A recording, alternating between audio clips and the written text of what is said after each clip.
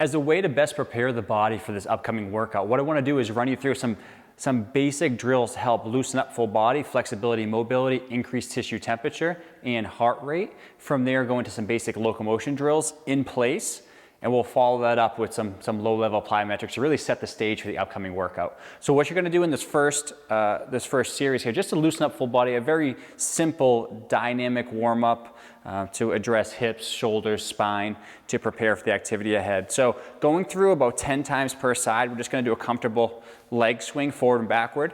Always like to recommend on this one, not allowing the toe to turn out. We don't want a lot of motion around the spine. So really trying to isolate the hip joint, anywhere from 10 to 15 repetitions per side.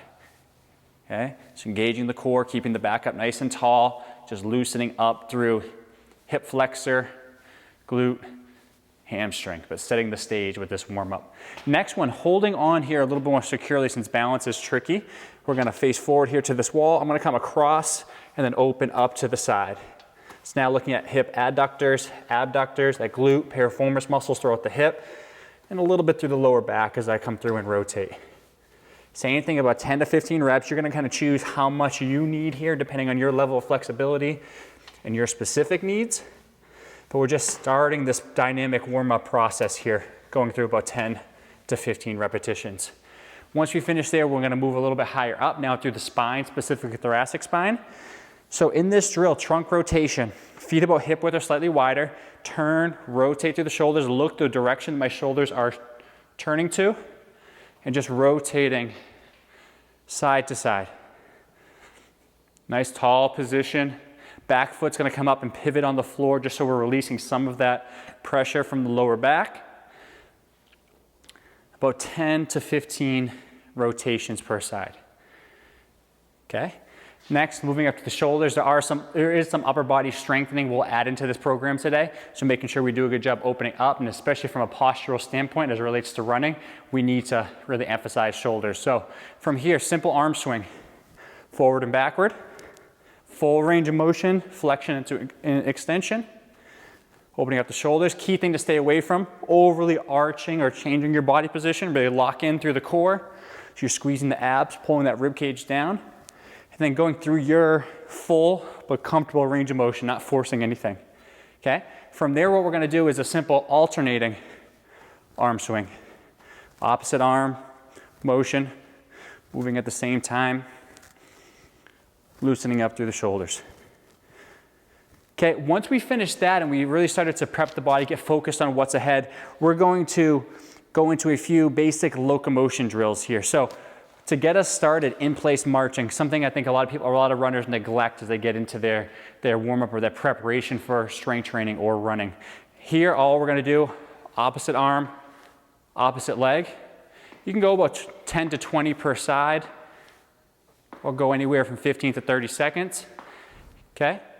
You're gonna rest a second, reset. On the second one, we're gonna go a little bit stronger, quicker, making sure I'm maintaining good balance and control. Alignment of the legs is good. I'm just creating a little bit of power as I drive down into the floor. Okay, very good prep, specifically for running. Next thing we're gonna do is pick up the intensity of that, a little bit more plyometric as we work on what's called the pop and float drill, which is an in-place skipping variation. So from here, showing you from the side, we'll do low level first and then pick up the intensity on the second effort. Same exact thing, but now I'm coming up into the air. It's a little more emphasis on that push off and propulsion motion. Okay, 10 to 15 repetitions, 15 to 30 seconds. Find what works for you. As we do this one a second time, we want a little bit more power and explosiveness. So now I'm looking at vertical height, actually coming up into the ceiling, which is a good segue into some of the low-level plyometrics we're gonna work on next.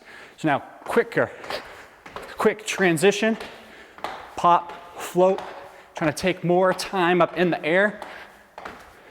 So as soon as you're hitting the ground, you're forcefully pushing down, becoming elastic, and then coming right back up. Okay, so now as we get into some of the low-level plyometrics, first one I want to work on is a very simple 4-square line hop. We're going to start this on 2 legs and then increase the intensity of the plyometrics as well. So if I wanted to, If you're at home, you can put a piece of tape on the floor. You can put a band, a couple bands. So see, I'm making this cross motion. We want a kind of 4 square setup. For the purpose of this video, I'm just gonna do it in space so you can see that. So this is a 4 square line hop. I'm gonna go around clockwise twice, counterclockwise twice. So starting on 2 feet. Okay, reverse. Okay. Okay, 2 times each way.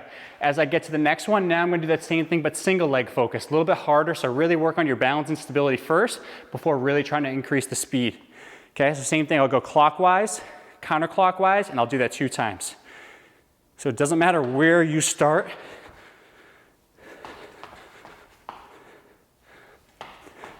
Just making sure you're going clockwise, counterclockwise. Same thing on the other side. Clockwise first, counterclockwise second, and then same thing, one more effort. Really trying to stay up on the toes. You may notice a difference from side to side, so if you do, it's always good to add an additional set on that weaker side. So for me, that left side felt a little bit weaker, a little harder to get off the floor to balance and stabilize. So I might do a little additional work on that side. On this next 2 drills to wrap up this dynamic warm-up, we're going to increase the intensity a little bit. So vertical jump and stick, a little bit higher. Instead of focusing more this low level plyometrics, more calf and ankle, lower leg area, we're gonna now add in knees, hips in this full body motion. Emphasis here is landing under control, so landing nice and softly as I come down, absorbing properly into the joints. Soft, quiet, absorb and reset. So I'm trying to really bend into ankles, knees, and hips to offset some of that load. So a lot of the muscles around the joints are withstanding and dissipating that force rather than pounding into the ground. Just going through 5 repetitions. We're just gonna do this 1 set through. Next one, a little bit harder, single leg vertical jumps. Now I've kind of paved the way for this harder single leg plyometric, but focusing still on jumping and landing and stability of the leg. So as I jump off 1, land on 1. Want to prevent losing balance or collapsing that knee inward. So nice stable foot, stable hip will help the alignment of that leg. Okay, the higher you jump, the harder. Start nice and easy. Increase the intensity as you feel better with this movement, which is a challenging movement once you try this on your own. Next up, going left side. Soft and quiet. Just like before, we got into the single leg line hops. If you notice a difference in power or stability on one side versus the other, you're going to complete an additional set on that weaker side. So that is your dynamic warm-up that will set us up properly as we get into the strength training portion.